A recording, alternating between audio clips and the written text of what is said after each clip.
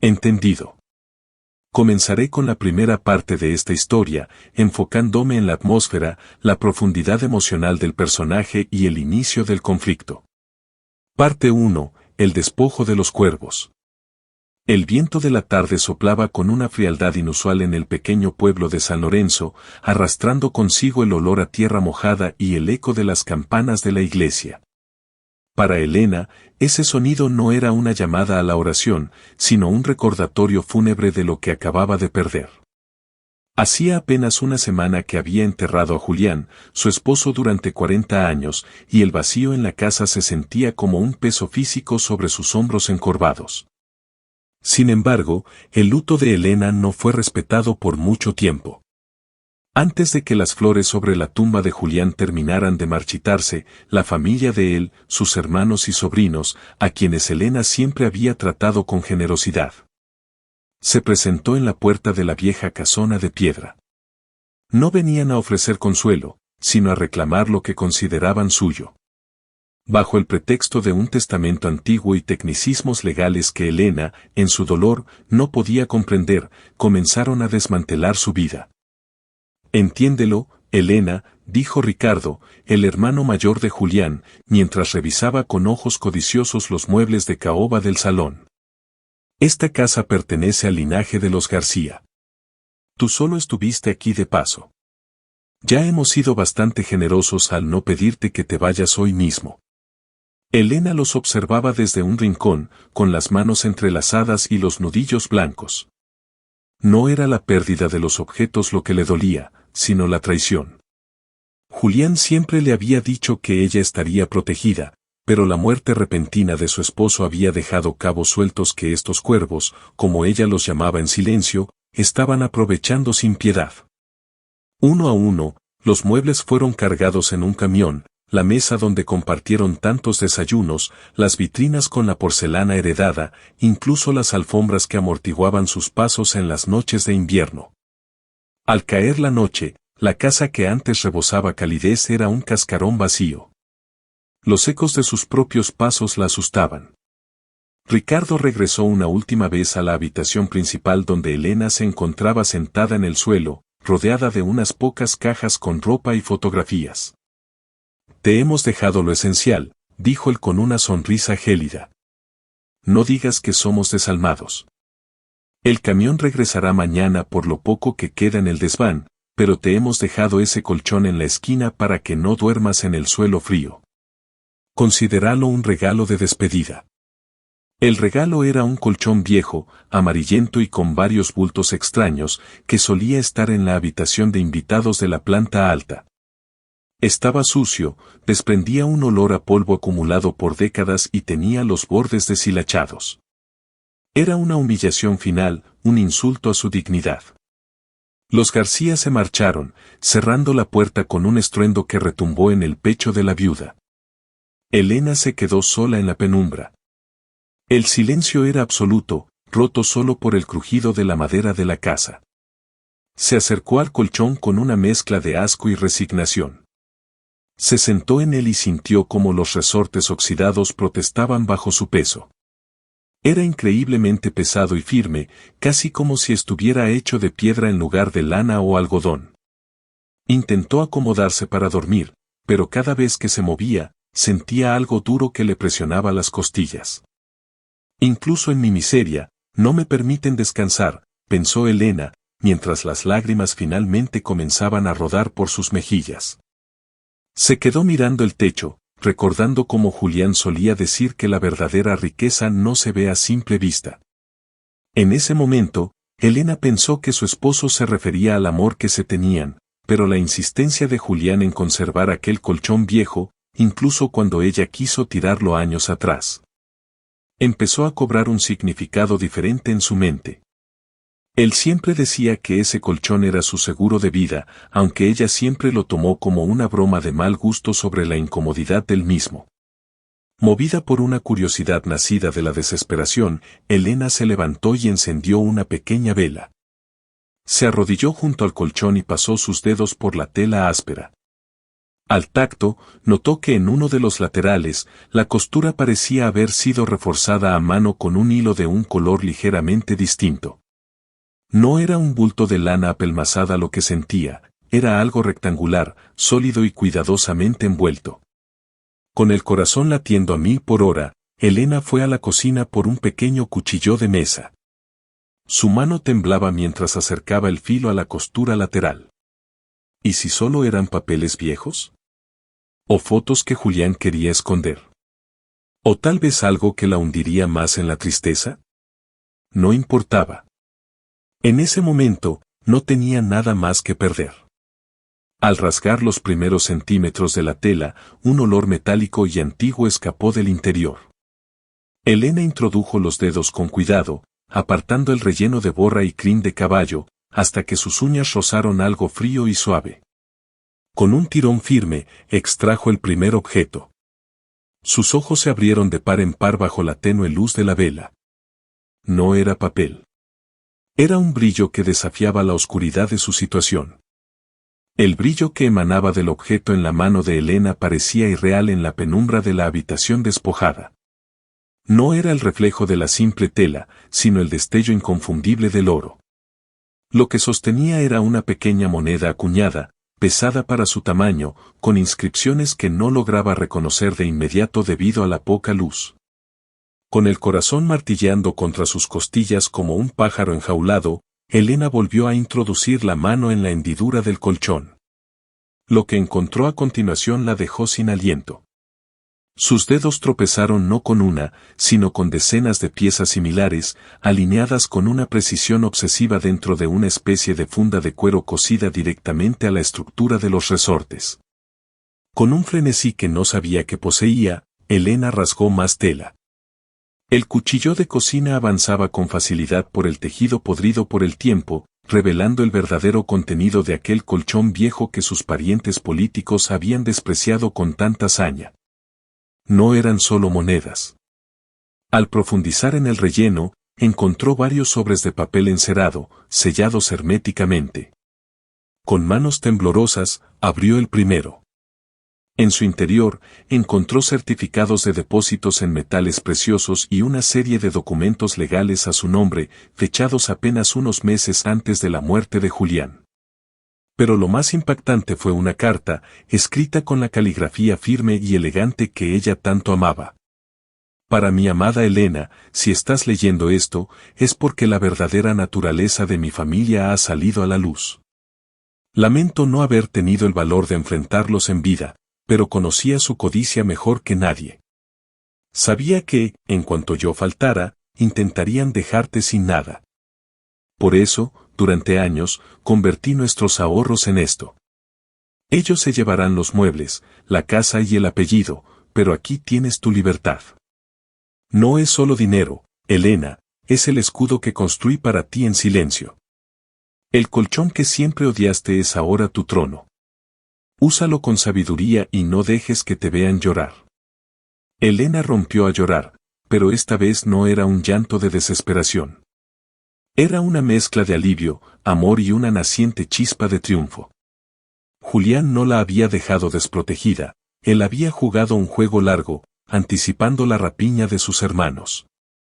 Había escondido una fortuna bajo sus propios cuerpos mientras dormían, una ironía que la hizo soltar una risa nerviosa en medio de la soledad de la casa vacía. Se pasó el resto de la noche trabajando. Con la adrenalina recorriendo sus venas, Elena vació el contenido del colchón sobre una vieja manta. El recuento era asombroso, monedas de oro de curso legal, joyas de la familia que ella creía perdidas hacía décadas y documentos que demostraban que la propiedad de varias tierras que Ricardo decía poseer, en realidad estaban a nombre de una sociedad de la cual Elena era la única beneficiaria. A medida que el sol comenzaba a asomar por el horizonte, tiñendo de naranja las colinas de San Lorenzo, la viuda ya no era la mujer derrotada de la tarde anterior. Se lavó la cara con agua fría, se peinó el cabello con pulcritud y se puso su mejor vestido negro, el que reservaba para las ocasiones de máximo respeto. Escuchó el ruido de un motor acercándose. Eran ellos. Ricardo y sus sobrinos regresaban con el camión para llevarse lo poco que quedaba. Elena guardó los documentos y una parte de las monedas en su bolso personal, ocultando el resto de nuevo en el colchón de forma estratégica, cubriéndolo con las sábanas viejas para que pareciera el mismo trasto inútil de ayer. Cuando llamaron a la puerta, no esperaron a que ella abriera, simplemente entraron con la arrogancia de quienes se sienten dueños del mundo. Ricardo entró con un palillo en la boca, mirando a Elena con desdén. ¿Dormiste bien, cuñada?, preguntó con una burla mal disimulada. Espero que no te duela mucho la espalda. Venimos por el resto del desván y a cerrar la casa. Tienes una hora para recoger tus cajas y marcharte. He decidido que este lugar necesita una renovación total para ponerlo en alquiler. Elena lo miró fijamente. Por primera vez en años, no sintió miedo ante su voz autoritaria. La casa no está en alquiler, Ricardo, dijo ella con una calma que lo descolocó. Y de hecho, eres tú quien tiene que retirarse. Pero antes de que lo hagas, necesito que tus hombres bajen ese colchón y lo pongan en el pequeño carro que he alquilado. Ricardo soltó una carcajada estridente, señalando el colchón amarillento. ¿Esa basura? ¿De verdad te aferras a esa porquería? Te estamos haciendo un favor al dejarte llevártelo. Está bien, muchachos, saquen esa reliquia apestosa para que la señora pueda irse con su único tesoro. Elena mantuvo la vista baja, fingiendo humillación para no delatar la tormenta de emociones que bullía en su interior. Observó cómo los hombres cargaban el colchón con brusquedad. Si supieran que lo que sostenían pesaba más por el oro que por la lana, se les caería la mandíbula. Mientras el camión de los García se preparaba para vaciar el desván, Elena subió a su pequeño vehículo alquilado, con el colchón bien amarrado en la parte trasera. Antes de arrancar, bajó la ventanilla y miró a Ricardo, quien la observaba desde el porche con una sonrisa de victoria. Gracias por el regalo, Ricardo, dijo Elena con una sonrisa enigmática. Realmente no tienes idea de cuánto vale para mí. Ricardo solo sacudió la mano, restándole importancia, sin saber que en ese preciso momento acababa de entregarle a la viuda las llaves de su propia ruina. Elena arrancó el motor y se alejó por el camino de tierra, dejando atrás su antigua vida y dirigiéndose hacia la oficina del abogado más temido de la región, un hombre que no era amigo de la familia García. El despacho del abogado Alberto Moretti estaba ubicado en un edificio antiguo, de techos altos y paredes tapizadas de libros legales que parecían contener la sabiduría de siglos. Moretti era conocido en la provincia por su integridad inquebrantable y, sobre todo, por su falta de simpatía hacia la familia García, a quienes consideraba poco más que matones con trajes caros. Cuando Elena entró en su oficina, arrastrando el cansancio de una noche sin dormir pero con una mirada de acero, el abogado supo de inmediato que las cosas estaban por cambiar. Elena no perdió tiempo. Sobre el escritorio de caoba, colocó la carta de Julián y uno de los certificados de depósito que había extraído del colchón. Moretti se ajustó las gafas, leyó el documento y, tras un largo silencio, levantó la vista con una expresión de absoluto asombro. Elena, ¿tienes idea de lo que esto significa?, preguntó Moretti en un susurro. Si este certificado es auténtico, y no tengo razones para dudarlo, Julián no solo te dejó una herencia. Te dejó el control accionarial de la empresa constructora que Ricardo cree dirigir. Él solo es un administrador, tú eres la propietaria mayoritaria. Elena sintió un escalofrío. Sabía que su esposo era precavido, pero no imaginaba el alcance de su estrategia. Julián había permitido que sus hermanos creyeran que ellos heredaban el negocio familiar, mientras que en realidad, las acciones legales habían sido transferidas silenciosamente a una entidad donde Elena era la única titular. Necesito recuperar mi casa, Alberto, dijo Elena con voz firme. Y quiero que sientan el mismo frío que yo sentí cuando me echaron de mi propia habitación. Lo haremos, respondió Moretti con una sonrisa gélida. Pero para que el golpe sea definitivo, debemos actuar con astucia. Si ellos saben que tienes este dinero ahora mismo, impugnarán todo. Tenemos que dejar que se confíen, que empiecen a gastar lo que creen que es suyo. Mientras tanto, en la casona, Ricardo y sus hermanos celebraban. Habían abierto botellas de vino costoso que Julián guardaba para ocasiones especiales. Estaban haciendo planes para vender las tierras de cultivo y convertir la histórica casa en un hotel de lujo. Para ellos, Elena era solo una vieja molestia que ya no figuraba en sus planes. Sin embargo, lo que ignoraban era que Elena se había instalado en una modesta pensión a las afueras del pueblo, no por falta de recursos, sino para mantener la fachada. Allí, en la soledad de su pequeña habitación, Elena terminó de desmantelar el colchón. Fue un proceso meticuloso.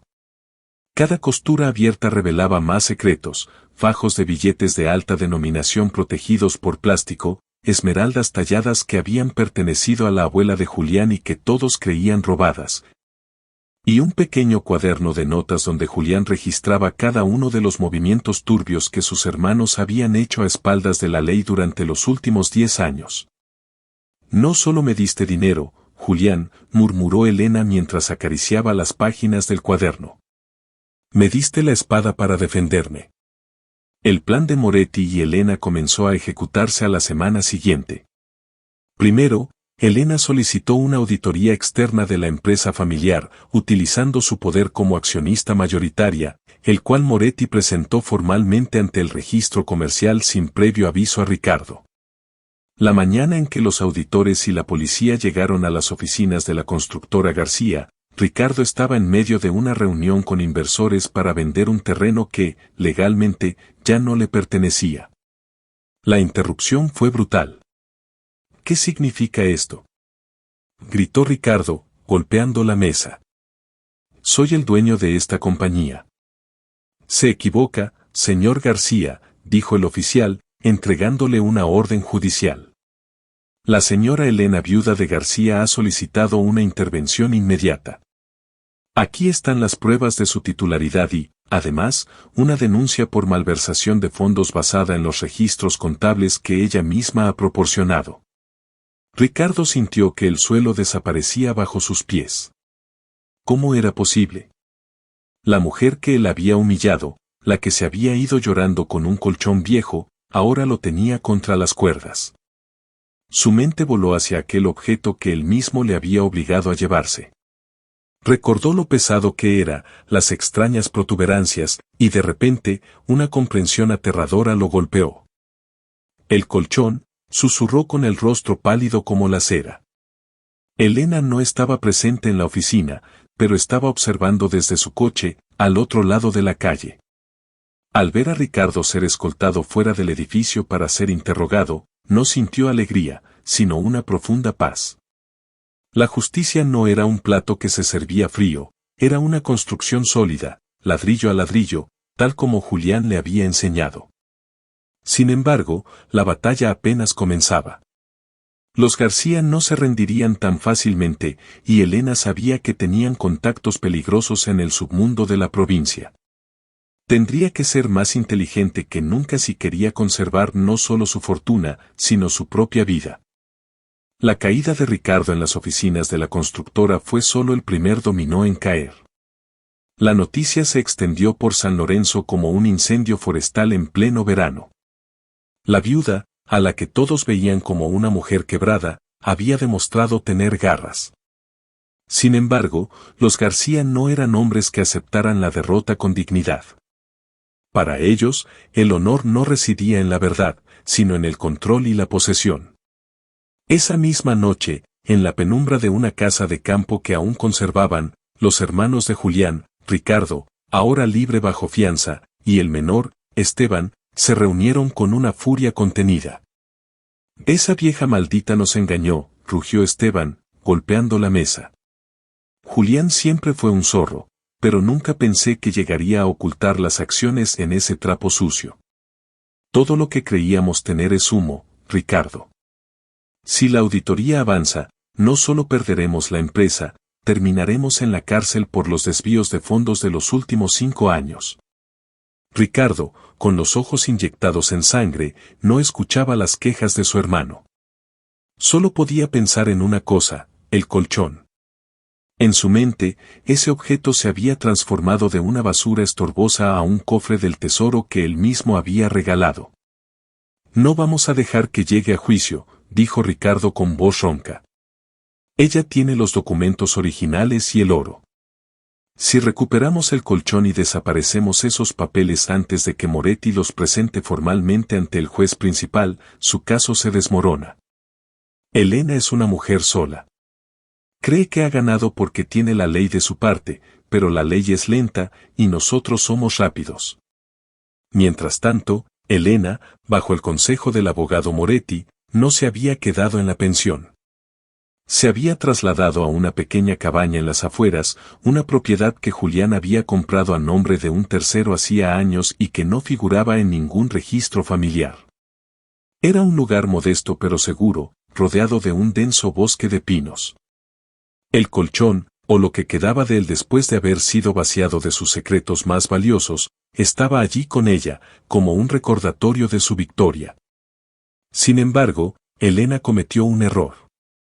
En su afán por recuperar su vida, contactó a una antigua empleada doméstica para que le ayudara a organizar sus pertenencias. Lo que Elena no sabía era que el hijo de la empleada trabajaba para Esteban García. La ubicación de la viuda ya no era un secreto. La noche del jueves, una tormenta eléctrica azotaba la región. Los truenos camuflaban el ruido de un motor acercándose por el camino de tierra. Elena estaba sentada frente a la chimenea, revisando el cuaderno de notas de Julián, cuando el instinto, ese sexto sentido que se agudiza con la edad y el peligro, le advirtió que algo no iba bien. El crujido de las ramas afuera no era producto del viento. Se puso de pie, apagando la lámpara de aceite. En la oscuridad, vio las sombras de dos hombres moviéndose tras los cristales de la ventana. Su corazón empezó a latir con una fuerza que le dolía en el pecho. No tenía armas, pero tenía algo mejor, el conocimiento del terreno. Los hombres forzaron la cerradura y entraron. Eran Ricardo y un hombre corpulento que Elena no reconoció. «Elena», gritó Ricardo, cuya voz destilaba un odio visceral. «Sé que estás aquí. Entrega los documentos y el oro, y quizás te dejemos una pensión para que mueras de vieja en un asilo. No nos obligues a ponernos violentos». Elena se mantuvo en silencio, escondida en el pequeño sótano de la cabaña, un espacio oculto bajo la cocina. Desde allí, podía oír cómo destrozaban la sala. Escuchó el sonido de la tela desgarrándose. Estaban atacando el colchón, pensando que todavía guardaba el tesoro. «Aquí no hay nada», gritó el acompañante de Ricardo. «Solo hay lana vieja y resortes. Nos ha vuelto a engañar». La furia de Ricardo estalló. Empezó a volcar los muebles, gritando insultos. Elena, temblando, apretaba el cuaderno contra su pecho. En ese momento, se dio cuenta de que no podía huir para siempre. Si quería que esto terminara, tenía que enfrentarlos, pero no con fuerza física, sino con la verdad que Julián había documentado. De repente, el silencio volvió a la cabaña. Elena contuvo el aliento. Unos pasos lentos se acercaron a la trampilla del sótano. Ricardo no era tonto, conocía los trucos de las casas antiguas de la zona. «Elena», dijo él, con una voz extrañamente calmada que daba más miedo que sus gritos. «Sé que estás ahí abajo. ¿Sabes qué es lo más irónico? Que Julián te amaba tanto que te dejó los medios para destruirnos, pero olvidó darte el valor para usarlo. Sal ahora, o quemaré esta cabaña contigo adentro». Elena miró a su alrededor. En el sótano había una vieja línea telefónica que todavía funcionaba, instalada por Julián como medida de emergencia. Con manos temblorosas, marcó el número directo de Moretti, quien estaba esperando su llamada de seguridad esa noche. No habló, solo dejó el auricular descolgado para que el abogado escuchara lo que estaba pasando. Luego, con una dignidad que solo poseen quienes ya lo han perdido todo, Elena empujó la trampilla y salió al encuentro de sus perseguidores. «Aquí estoy, Ricardo», dijo ella, apareciendo entre las sombras de la cocina. Pero llegas tarde. El oro ya no está aquí, y lo que hay en este cuaderno es suficiente para que pases el resto de tus días tras las rejas. Ricardo se abalanzó hacia ella, pero Elena no retrocedió. Sabía que cada palabra que él dijera a partir de ahora estaba siendo escuchada y grabada al otro lado de la línea. La cocina de la cabaña estaba sumida en una penumbra violenta, iluminada solo por los relámpagos que se filtraban por las ventanas. Ricardo se detuvo a pocos centímetros de Elena, con el rostro desencajado por una mezcla de rabia y codicia. Su acompañante, el hombre corpulento, sostenía una linterna cuya luz hería los ojos de la viuda. ¿Crees que un simple cuaderno va a detenerme? Siseó Ricardo, extendiendo una mano temblorosa hacia el objeto que Elena apretaba contra su pecho. Entrégamelo. Ahora mismo. Si lo haces, me iré de aquí y te dejaré vivir en paz en este agujero de mala muerte. Pero si te resistes, Elena, te juro que este bosque será tu última morada. Elena sintió el frío del miedo, pero también una extraña claridad. Sabía que Moretti, al otro lado de la línea telefónica en el sótano, ya debía haber dado aviso a las autoridades rurales. Solo necesitaba ganar tiempo. Necesitaba que Ricardo confesara, que su propia arrogancia lo traicionara frente al auricular que colgaba a pocos metros bajo sus pies. ¿Paz, Ricardo?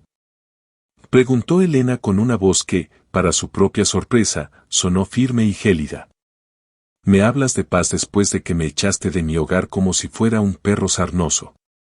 Me hablas de paz cuando sé perfectamente que tú y Esteban desfalcaron la constructora durante años, robándole no solo a Julián, sino a los trabajadores que confiaban en ustedes.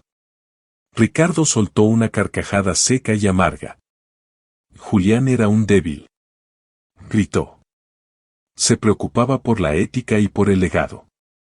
La ética no paga las deudas de juego de Esteban ni mis inversiones en la capital. Sí, desviamos el dinero, ¿y qué? Él lo sabía, pero era demasiado blando para denunciar a su propia sangre. Por eso escondió todo en ese maldito colchón, como un cobarde. Pensó que te daría una salida, pero solo te ha dado una sentencia de muerte. Él no era un cobarde, replicó Elena, dando un paso al frente, desafiando la presencia del sicario. Él era un estratega. Sabía que vendrías por el colchón. Sabía que tu codicia te cegaría. Por eso el oro está a buen recaudo en una caja de seguridad en la ciudad, y por eso este cuaderno contiene las pruebas de los sobornos que pagaste al juez local para validar ese testamento falso. Al mencionar al juez, el rostro de Ricardo pasó del rojo al blanco ceniza. Ese era su secreto más guardado, el pilar que sostenía toda su farsa legal. El hombre corpulento se impacientó y sacó una navaja automática cuyo sonido metálico al abrirse cortó el aire de la habitación. Jefe, basta de charla, dijo el hombre. La vieja sabe demasiado. Déjeme encargarme y busquemos los documentos. Espera, ordenó Ricardo, cuyos ojos brillaban con una intensidad maníaca.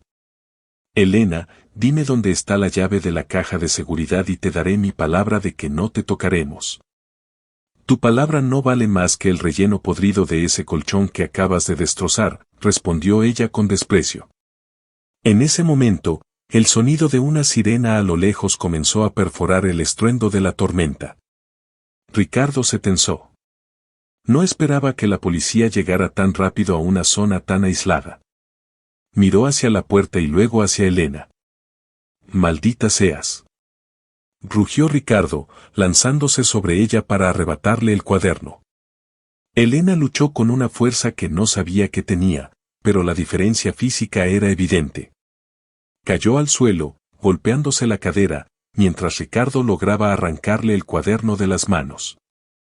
Sin embargo, en su desesperación por huir, Ricardo no se dio cuenta de que Elena había enganchado su pie en el cable del teléfono que subía desde el sótano. Al caer, el aparato telefónico fue arrastrado hacia arriba, quedando a la vista sobre el suelo de la cocina. Hemos escuchado suficiente, señor García, una voz metálica y distorsionada surgió del auricular que yacía en el piso. Era la voz de Moretti, pero iba acompañada del ruido de fondo de una central de policía. Ricardo se quedó petrificado, mirando el teléfono como si fuera una serpiente venenosa. El sicario, al ver que la situación se salía de control, no esperó órdenes y salió corriendo por la puerta trasera, perdiéndose en la oscuridad del bosque. «Estás acabado, Ricardo», dijo Elena desde el suelo, respirando con dificultad pero con una mirada de triunfo. «No solo la policía viene en camino. Moretti ha estado grabando cada palabra sobre el juez y los desfalcos. No hay lugar en esta provincia donde puedas esconderte». Ricardo miró el cuaderno, luego a Elena, y por un segundo pareció que iba a atacarla de nuevo. Pero el sonido de las sirenas ya estaba en el camino de entrada, y las luces azules y rojas empezaban a rebotar contra las paredes de la cabaña. Preso del pánico, el hombre que se creía dueño del destino de la viuda huyó hacia la maleza, dejando atrás el cuaderno y su dignidad. Elena se quedó sola en el suelo de la cocina. El silencio regresó por un instante antes de que los oficiales irrumpieran en la casa. Se permitió cerrar los ojos y soltar un suspiro profundo. El colchón viejo estaba en el suelo, destrozado, con sus entrañas de lana y resortes esparcidas por todas partes. Parecía una metáfora de su vida anterior, rota, despojada y humilde. Pero entre los restos, Elena vio algo que los hombres habían pasado por alto en su furia. Un pequeño relicario de plata que había estado oculto en el centro mismo del colchón, atado a un resorte principal. Lo tomó con cuidado y lo abrió. Dentro había una foto de ella y Julián el día de su boda. «Ya casi terminamos, Julián», susurró. «Casi terminamos». La tormenta cesó al amanecer, dejando tras de sí un paisaje lavado y un silencio sepulcral en San Lorenzo. Mientras la luz del sol comenzaba a filtrarse por las ventanas de la comisaría local, la realidad caía como una losa sobre los hermanos García. Ricardo había sido capturado a pocos kilómetros de la cabaña, empapado, cubierto de lodo y con el espíritu quebrado. Esteban, por su parte, fue arrestado en su propia cama, todavía bajo los efectos del alcohol y la falsa seguridad de su apellido. El impacto del hallazgo en el colchón fue solo el comienzo. Gracias a las grabaciones de la noche anterior y a los documentos que Elena había custodiado con tanto celo, el abogado Moretti lanzó una ofensiva legal que no dio margen de maniobra. No se trataba solo de una disputa de herencia, era un caso criminal de proporciones mayores que involucraba fraude bancario, falsificación de documentos públicos y asociación ilícita. «El castillo de naipes se ha derrumbado, Elena», le dijo Moretti 3 días después, mientras tomaban un café en el salón de la pensión, donde ella había regresado temporalmente. «El juez que aceptó el soborno ha sido suspendido y está bajo investigación federal. Sin su protección, los García no tienen dónde esconderse. Las acciones de la constructora ya han sido restituidas legalmente a tu nombre». Elena asintió lentamente. Se sentía agotada, pero su mente trabajaba a una velocidad inaudita.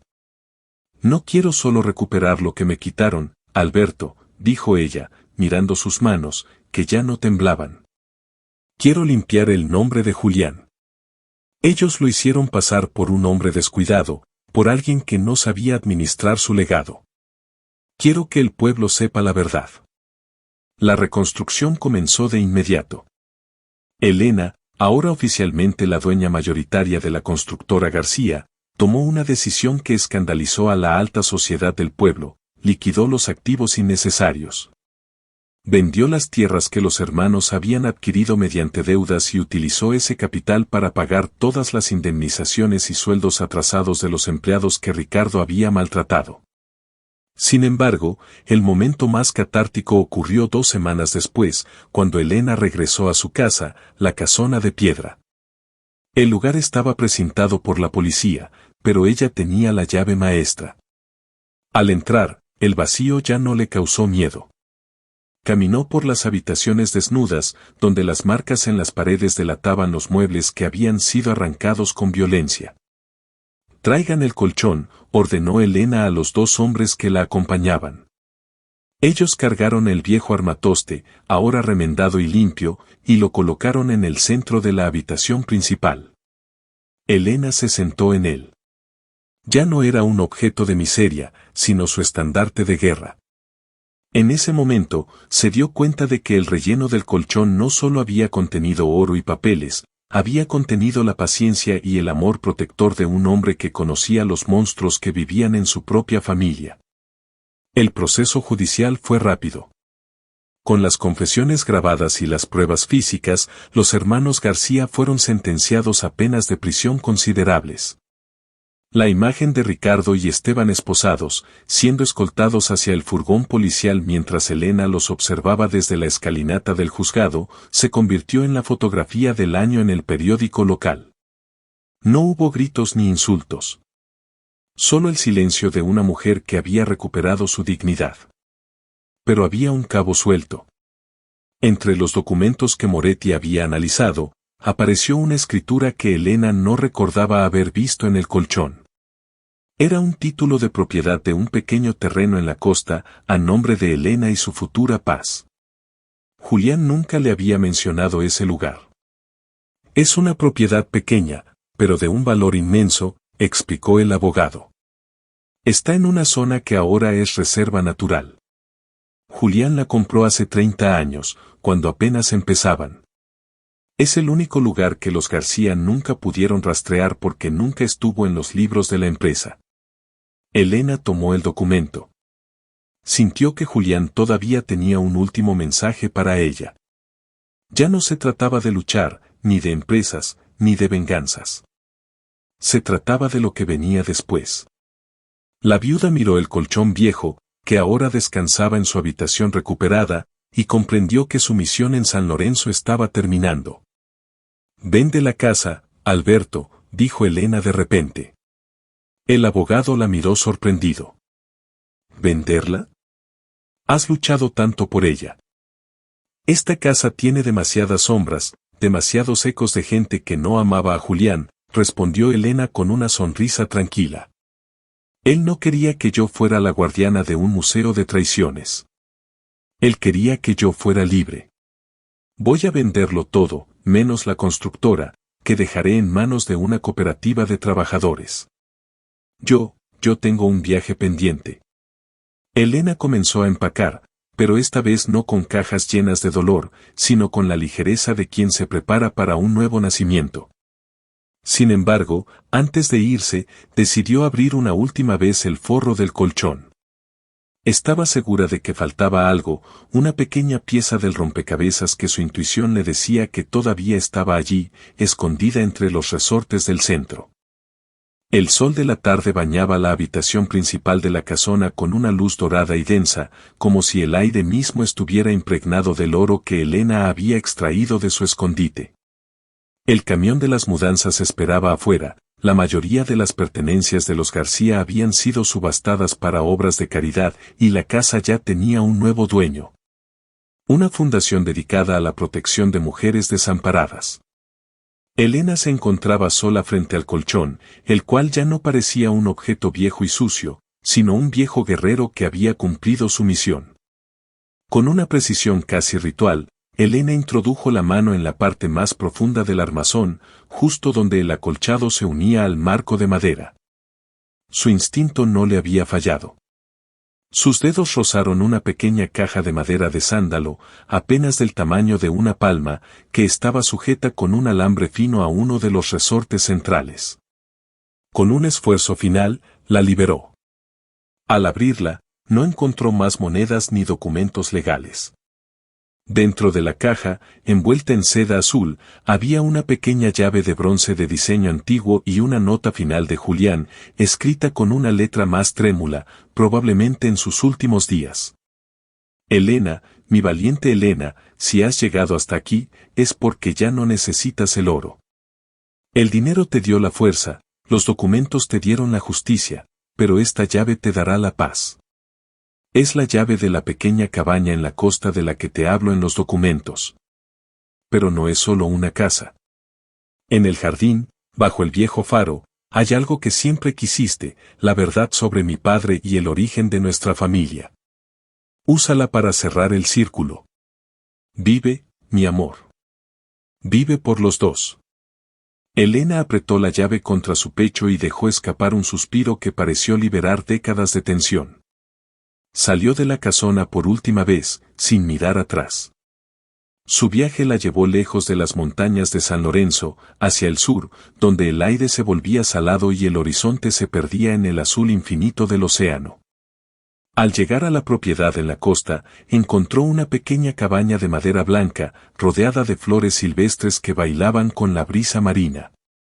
No era una mansión, pero rebosaba una serenidad que nunca había sentido en la casa de piedra de los García. En el jardín, tal como decía la nota, se alzaba la estructura de un faro en miniatura, un adorno de jardín que Julián había construido años atrás. Elena utilizó la llave de bronce para abrir una pequeña trampilla en la base del faro. Dentro, encontró un diario encuadernado en cuero. Al leerlo, descubrió la última pieza del rompecabezas. Julián no venía de una familia de linaje y riqueza como Ricardo siempre alardeaba. Su padre había sido un humilde pescador que encontró un tesoro hundido en las costas y que, con ese capital, fundó la constructora para dar trabajo a su pueblo. Ricardo y Esteban habían crecido avergonzados de su origen humilde, inventando un pasado aristocrático para justificar su arrogancia. Julián, en cambio, siempre honró su origen y por eso había escondido su riqueza de la misma forma en que su padre encontró la suya, bajo lo más simple y cotidiano. Elena sonrió al darse cuenta de la ironía final. El colchón viejo era el símbolo perfecto de la humildad que sus cuñados despreciaban. Al final, los cuervos habían sido derrotados por la misma sencillez que intentaron pisotear. Pasaron los años.